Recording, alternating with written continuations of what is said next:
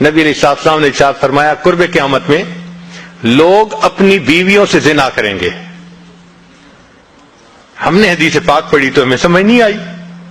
ہم نے اپنے استاد سے پوچھا کہ استاد جی یہ کیا معنی ہے کہ اپنی بیویوں سے زنا کریں گے؟ تو انہوں نے فرمایا ہاں اس کی کئی صورتیں ہیں. ایک صورت تو اس کی یہ ہے کہ مرد یا عورت کوئی کفریہ بول دے اور نکاح ٹوٹ جائے اور ان کو اس کا پتہ ہی نہیں کہ نکاح ٹوٹا یا نہیں.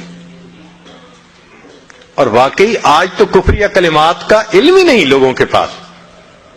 بہت سینسیٹیو مسئلہ ہے یہ. مالا بدہ من میں فارسی کی کتاب ہے, ہم مفتی صاحب سے پڑھ رہے تھے, تو جب انہوں نے کلمات کفر پڑھائے تو ہماری آنکھیں کھل گئیں. اس میں حضرت مفتی کفایت اللہ رحمۃ اللہ علیہ نے لکھا ہے, نا مفتی قاضی ثناء اللہ پانی پتی رحمۃ اللہ نے لکھا ہے کہ اگر دو بندے گفتگو کر رہے تھے, ایک نے کہا کہ یہ تو شریعت کی بات ہے اور اگلے نے جواب دیا رکھ پرے شریعت کو فقد کفر, وہ آدمی کافر ہو گیا. شریعت کے بارے میں ایسی بات کہہ دینا کہ رکھ پرے شریعت کو, ایمان کہاں بچتا ہے؟ سوچئے. تو ہمیں چاہیے کہ ہم علماء سے پوچھیں کہ بھئی کلمات کفر کون کون سے ہیں. یہ نہ ہو کہ کہیں ایسے جملے ہم بولیں. کئی جملے تو بہت کامن ہیں. مثلا علماء نے لکھا ہے کہ کسی نے کہا کہ کہاں رہتے ہو؟ دوسرے نے کہا فلاں جگہ رہتا ہوں. او خدا دے پچھاوڑے, خدا کے پچھاوڑے یعنی خدا کے پیچھے رہتے ہو, فقد کفر, ایسا بندہ کہنے والا کافر ہو جاتا ہے. تو ان کا علم حاصل کرنا ضروری کہ کہیں ہم تو اپنی گفتگو میں کوئی ایسی بات نہیں کہہ جاتے, اور اگر نکاح ٹوٹ گیا تو پھر اپنے ذہن میں میاں بیوی رہ رہے ہیں اور زنا کا گناہ لکھا جا رہا ہے. تو فرمایا کہ مرد قرب قیامت میں اپنی بیویوں سے زنا کریں گے. ایک صورت تو یہ ہے, یہ کفریہ کلمہ بیوی بولے تو بھی نکاح ٹوٹا, خامد بولے تو بھی نکاح ٹوٹا. اور دوسری صورت ایک دوسرے کے ساتھ آرگومنٹس, اور یہ تو ہر گھر کی آج بات نظر آتی ہے. جس گھر میں دیکھو الا ماشاء اللہ وہی حال ہے. جب شادی ہوئی میں بولتا تھا, بیوی سنتی تھی. اس نے کہا پھر, کہتے پھر بچے ہو گئے, پھر بیوی بولتی تھی میں سنتا تھا. اس نے کہا پھر, کہتے پھر ہم دونوں بوڑھے ہو گئے, ہم دونوں بولتے تھے محلے والے سنتے تھے. تو بڑھاپے میں آرگومنٹس اور زیادہ. اب ان آرگومنٹس میں ہوتا کیا ہے کہ مرد کی زبان سے کنائے میں طلاق نکل جاتی ہے. کنایا کہتے ہیں کہ لفظ تو طلاق کا نہیں بولا, لیکن بات ایسی کر دی کہ جس کا مفہوم طلاق والا ہوتا ہے, اس کو کنائے میں طلاق کہتے ہیں. اب یہ گناہ بہت زیادہ ہے کہ غصے میں کہہ دیتے ہیں چلی جا, مجھے تیری کوئی ضرورت نہیں آج کے بعد. اس قسم کے الفاظ کہ جس کا نتیجہ یہ نکلے کہ تم میری بیوی نہیں ہے, اس کو کنایا کہتے ہیں. اب اس کے مسئلے بھی سیکھنے چاہیے. بھائی نکاح کیا ہے تو کیسے ٹوٹ سکتا ہے, یہ مسئلے بھی تو آنے چاہیے نا.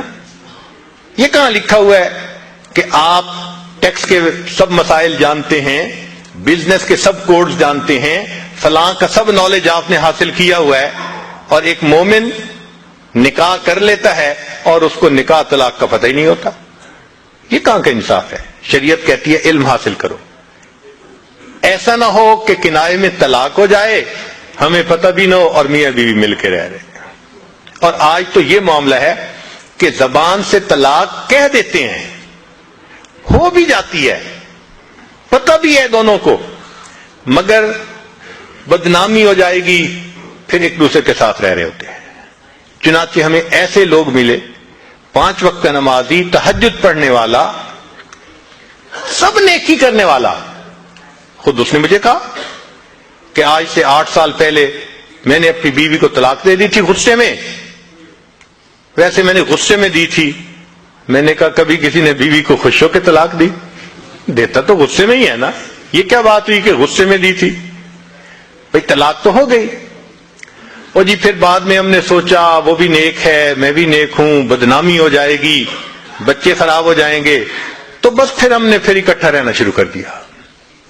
نہ رشتہ داروں کو پتا, نہ علماء سے پوچھا. پھر میاں بیوی اکٹھا رہ رہے ہیں, ایک گھر ایک کمرے میں. اب بتائیں زنا ہو رہا ہے کہ نہیں ہو رہا؟